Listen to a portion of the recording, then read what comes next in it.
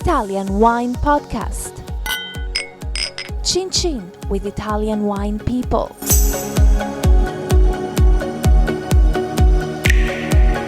Hello, this is the Italian Wine Podcast. My name is Monty Waldin. My guest today is Michele Manelli from the Salcheto Winery, which is in the Nobile or Vino Nobile region of Tuscany. Welcome, Michele.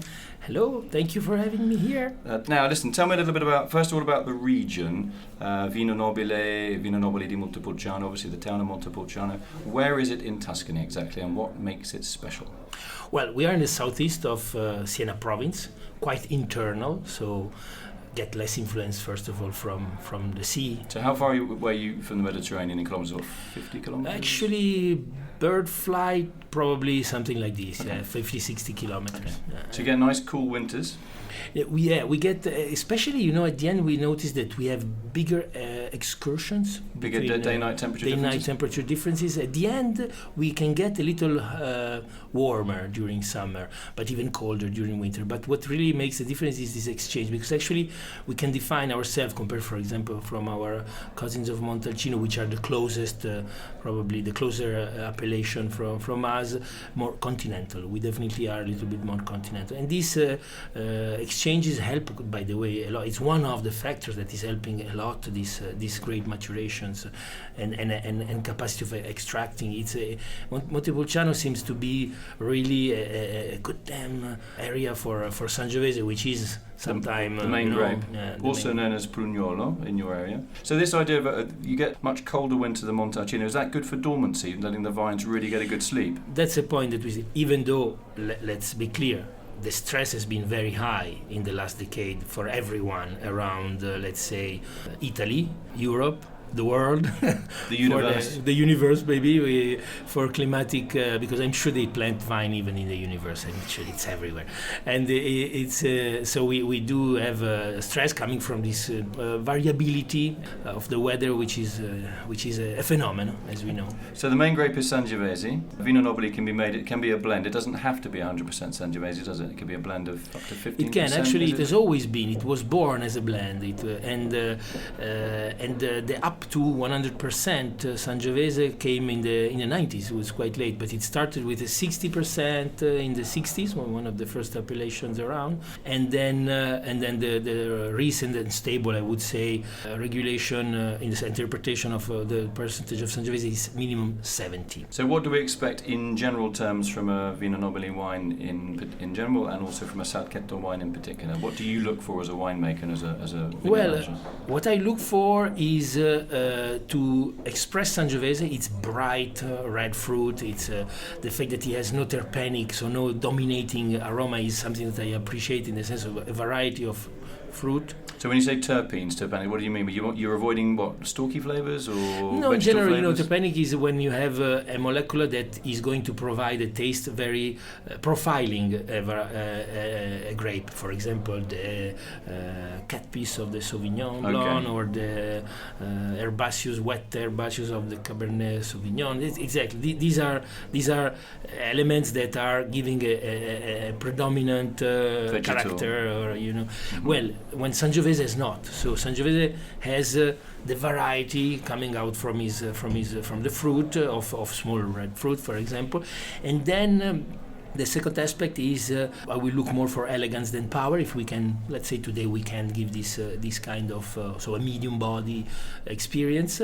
Then I will try to look for length so give a complexity more in the length than in the largeness. So length, yeah. So give it a nice long aftertaste. Exactly. And then I would like to close. I dream of my Sangiovese closing soft, the tannin giving a soft experience, because then this is today I think the ABC of winemaking. We have to create wines that are clean, balanced, stable, harmonious, and softer.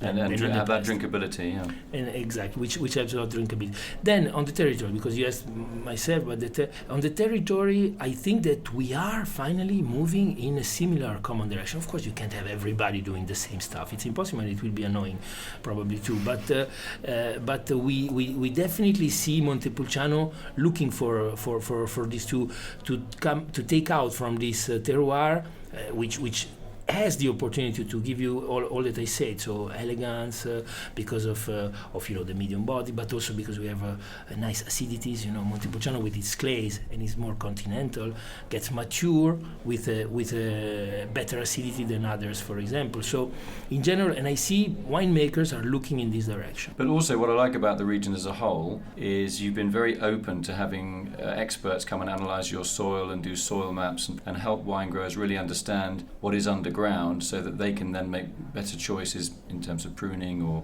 ploughing and picking and that kind of thing. Well, are you a good squad, a good group, a good team? I think that, part of it, we talk a lot between each other too. Which we not only the group that we made, the alliance is of course an even further very tight group of fellows, but winemakers. But also in general, I see our technicians between each other. We see our the farming guy that get together every 2-3 months with the other farming guys of a few wineries. A group of talks, really, and this is good. I try to promote this a lot, but in general, what I would say is that Montepulciano is, even though has the greatest wine history you can imagine in Tuscany, together with some few wineries, few estates in Chianti Classico. 400-500 years of history. Yeah, and Brunello's very we've young, always been the wine appellation in the Renaissance, late Renaissance. So among the Italian wine scene, so the first to start making real quality. But we have to remember that we disappeared after the war. We were too poor. We didn't have this investment yet in the early times that had some other areas had. So basically, since we are today the last trying to reborn in some way with this great. So when you say the last, you mean a lot sort of less well known than Chianti Classico and less well known than Brunello. So we have to move more. Yeah, but in a way, you've got an advantage because you can see the mistakes the other guys have made and the other teams have made. Makes sense. In terms of making life too complicated for consumers to understand. So I want to ask you about your winery. I know you're organic in your vineyards. How big is the estate roughly in terms of vineyard area? Today we went over the 50 hectares, so we are close to the 60 almost, with some new vineyards that are coming along. Okay, and everything hand-picked? Yes, of course. I tried. I must be honest. I tried some in the previous years to rent a machine for a day or two just to see what was this thing that, and I can say that there is certainly a great opportunity to make a large, let's say medium quality become better. Okay. Also in terms of productivity, I do believe this. It's complicated to use, but I say that there is it's not possible for the high quality to do anything else than hand picking. Okay, tell me about the winery. You've got the first, as far as I know, the only off-grid winery in Italy. And I'm not going to wax lyrical about it, I want you to tell me, but I think you've got the most exciting winery in the whole of the country. Wow, thank you. No, seriously, every time I go there, it's just this natural light. Just give us a rough idea of how it works, what the key drivers were behind it in your mind, and why did you design it the way you did? Well, the answer is because when I wanted to grow the winery, I wanted to make the most responsible choice of development I could. So I needed, first of all, to defeat energy, because it has always been in the last decades a great challenge, because energy is a scarce resource and a strategic one, but also because of these climate changing effects. So we need to be responsible in this sense. So I designed the winery to be energy independent with a lot of solutions that are savings, a conveyor of light instead of electrical lights, so just mirrors, or free cooling by collecting air from outside, or having a design inside the project already since the beginnings, rooms and spaces to work my own wood biomass to make them become energy, etc., a lot of things. And this was the idea. Then this responsibility, first of all, we came at a point we say we need to enlarge the vision. It cannot be only energy. We have to see what are the main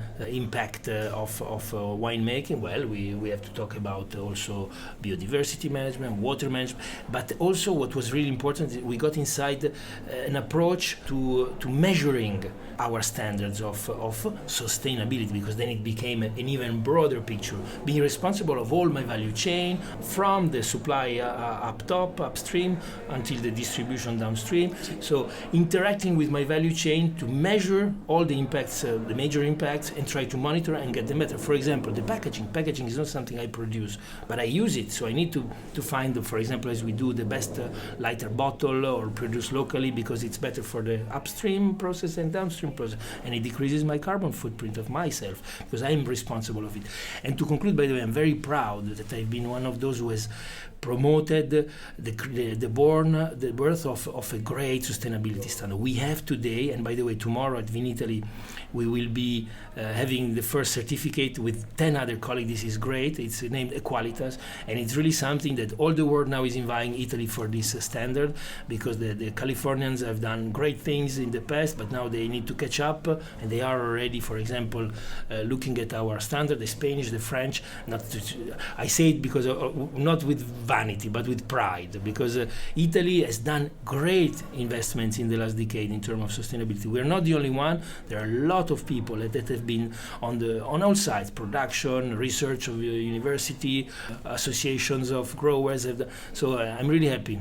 So when I go into the winery, these lovely lights come on. Are you just having like low energy light bulbs and an electric source for those? How does that work?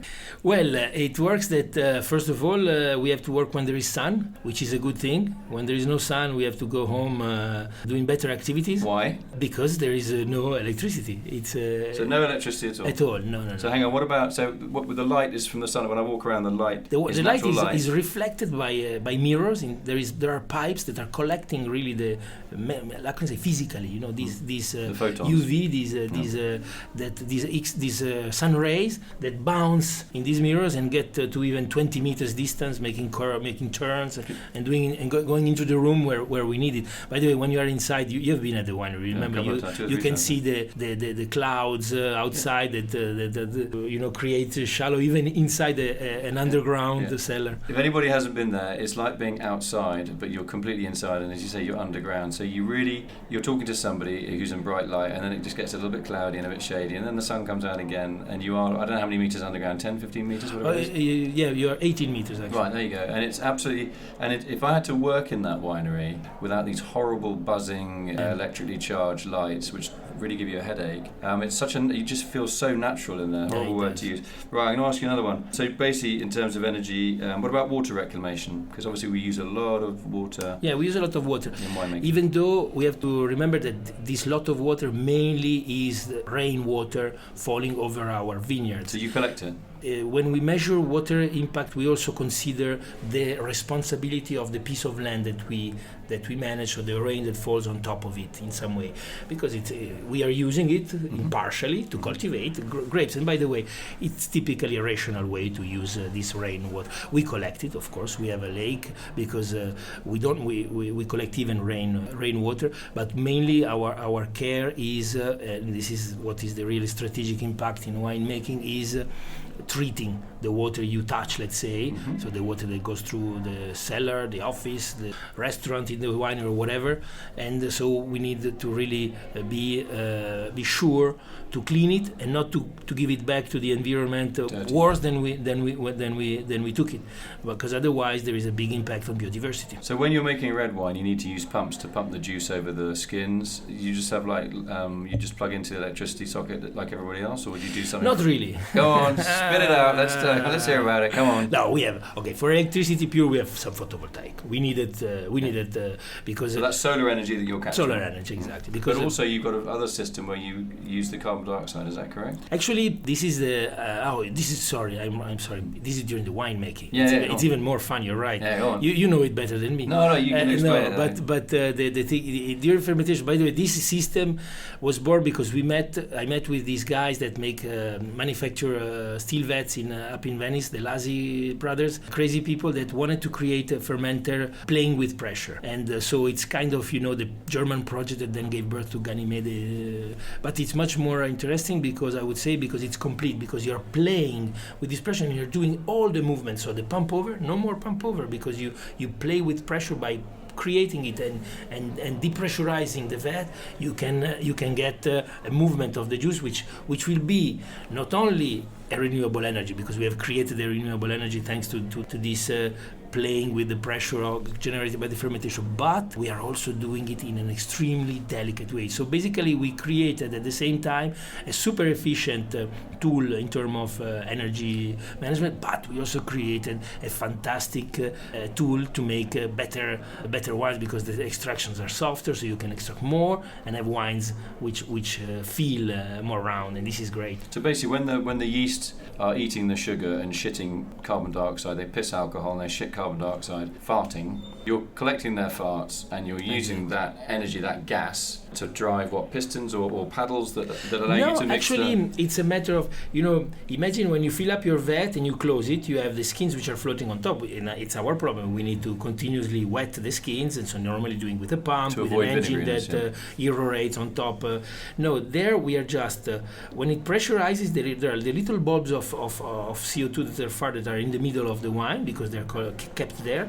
When you open on the top like a Coca-Cola can, all the bulbs will go up top and will bring the wine with it. So this is the first big effect. Then the second is that we have a double layer vat. We collect some of the fart in the lower vat, and with again pipes and valves, we can get the pressure going from the down vat up, create a wave, and again it will completely reverse the cap of skins, and so again it will create, for example, the same function as a punch down or a délestage. So texturally, your red wines are very, very interesting, and I'm convinced that it's because of the way you vinify. And I'm also convinced that a lot of critics, well, not a lot, but some people don't always get your wines, they don't always understand your wines, because they have a very different shape in the mouth and a very different texture in the mouth to, say, I don't want to be rude, but a conventional wine made in a conventional way. I don't mean that in a pejorative sense. Would you say that? Do you think that's the case? Well, I think that in the soup, I recognize some of the ingredients of the soup, which, for example, let's add the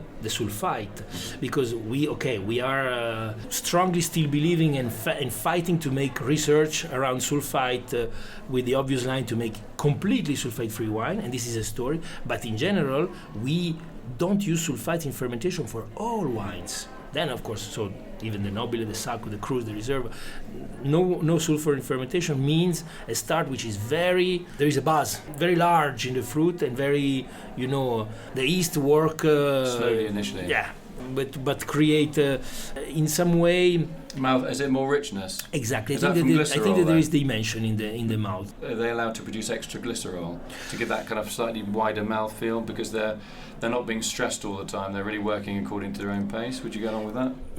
I think that they're not stressed. It's a good point. Even though they are bothered sometimes by some bacteria that are not going to be completely taken away from the sulfite. But we have to combine this with the fact that they work very well under pressure with the fermenters. They work very well because we cultivate the yeast of each vat.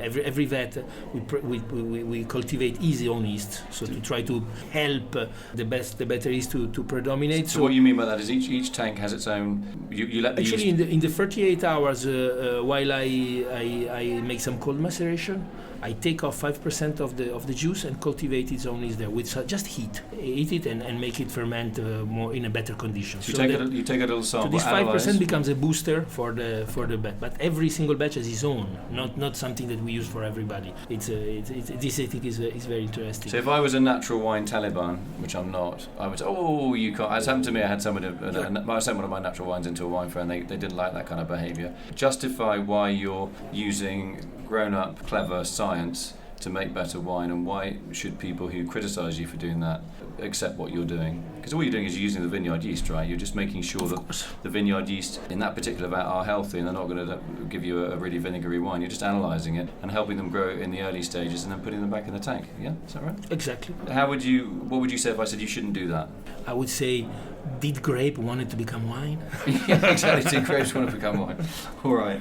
Okay. Tell me about the no added sulfite wines as well, because again, your no added sulfite wines, as a category, I think everyone agrees that when they're good, they're fantastic, they're brilliant, they're amazing, and when they're not, they're absolutely undrinkable. They can be, and then of course you have wines in the middle that have tolerable faults, should we say, which are still very enjoyable wines. Where do you stand on what is your driving rationale for making a no added sulfite wine? Why make life hard for yourself? Why make life hard for yourself in the market and in the winery? Why just sling some sulfites in and sleep easy at night? First of all, I stand in the I started this project with the idea I want to do something different. I want to do a different taste. I want to look if there is a different taste, because otherwise the effort is useless. Because if it's just a matter of taking away this dust of sulfur, it's not even a problem, an environmental problem, an healthy problem if you use them correctly.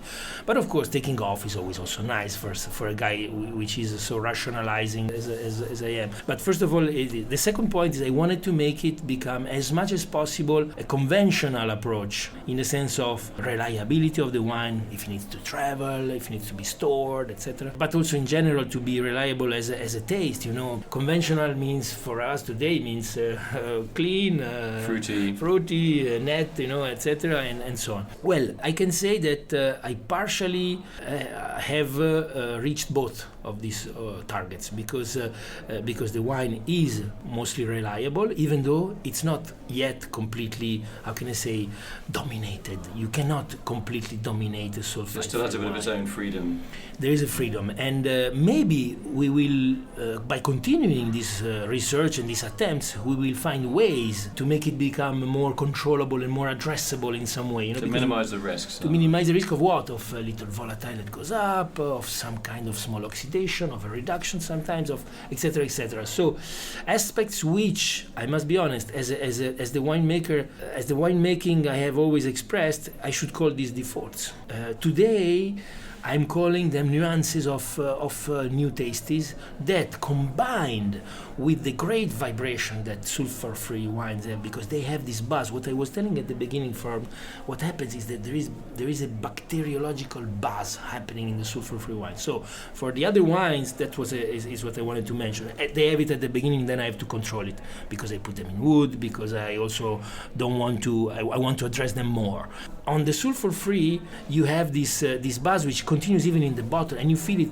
I like to call this new dimension of sulfur-free wines is not the back taste, the back sound. When you have it on your palate, typically you have the back taste coming up. Well, you have some noise coming to your ears, and you feel this damn bacteriological life, which is also giving sometimes thickness, sometimes it's in some way also tickling your palate, and also it's creating aromatics which are new. Especially, let's underline these two, in difficult vintage. Because in the top vintages, example, I started in 2012 bottling such wines.